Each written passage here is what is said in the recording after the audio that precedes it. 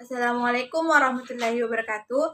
Perkenalkan, saya Gusti Yulianda. Saya Astria Prana Putri. Di sini kami akan membuat video untuk memenuhi mata kuliah telaah kurikulum IPA.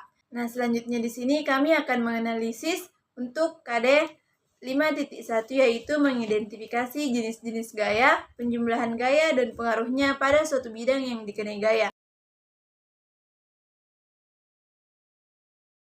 Nah, gaya adalah tarikan atau dorongan. Di setiap tarikan atau dorongan atau tolakan disebut dengan gaya. Gaya tarik atau gaya dorong dapat menyebabkan mengubah kecepatan benda, mengubah arah, dan mengubah bentuk benda. Contohnya, misalnya sebuah kursi yang awalnya diam, kemudian kita beri gaya, maupun baik itu gaya tarik atau gaya dorong, maka kecepatannya akan berubah. Yang awalnya diam akan menjadi bergerak. Contoh kedua yaitu seorang anak naik sepeda dan ditarik oleh temannya. Awalnya dia cepat, setelah ditarik ia akan melambat, yang mengubah gaya kecepatan dari benda tersebut. Yang ketiga yaitu saat bermain bola kasti, ada seseorang yang melempar bola dan ada temannya yang memukul bola, maka bola tersebut akan mengubah arah. Contoh keempat yaitu seperti tanah liat dan plastisin. Ketika kita menekan plastisin atau tanah, dia akan berubah bentuk, yang awalnya besar dan akan menjadi kecil. Nah, itu tadi contoh-contoh gaya yang dapat mengubah kecepatan benda, mengubah arah benda, dan mengubah bentuk benda. Selanjutnya, lambang dari gaya adalah F atau dari kata force. Satuan dari gaya adalah N atau Newton. Newton ini yang menemukan konsep tentang gaya, sehingga satuannya adalah Newton. Gaya ini termasuk ke dalam besaran vektor, artinya memiliki arah dan memiliki nilai. Adapun alat ukur yang digunakan untuk mengetahui untuk mengukur gaya adalah neraca pegas dan dinamometer. Selanjutnya yaitu gaya dibagi menjadi dua, yaitu gaya sentuh dan gaya tak sentuh. Untuk gaya sentuh berarti tarikan atau dorongan yang harus ada sentuhan, sedangkan gaya tak sentuh adalah tanpa adanya sentuhan, ternyata bisa tertarik atau terdorong.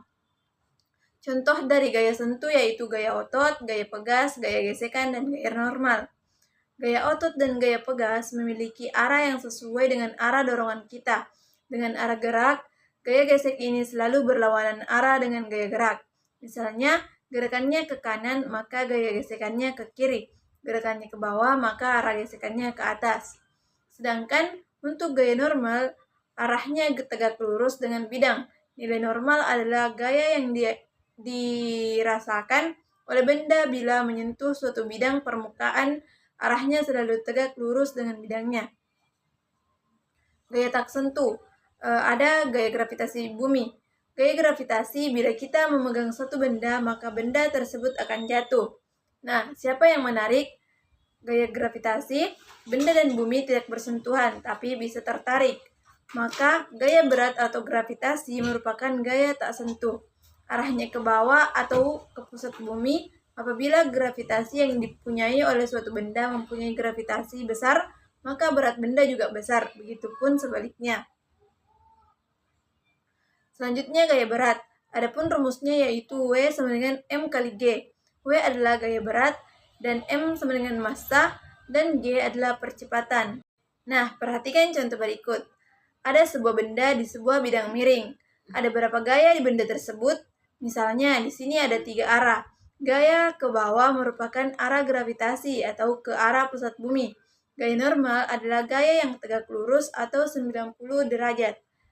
Bidang miring yang dimiliki miring, maka gaya normal juga miring. Sedangkan gaya gesek selalu berlawanan arah dengan arah gerak, di mana gaya geraknya lurus miring ke bawah, sedangkan gaya geseknya ke atas dengan miring.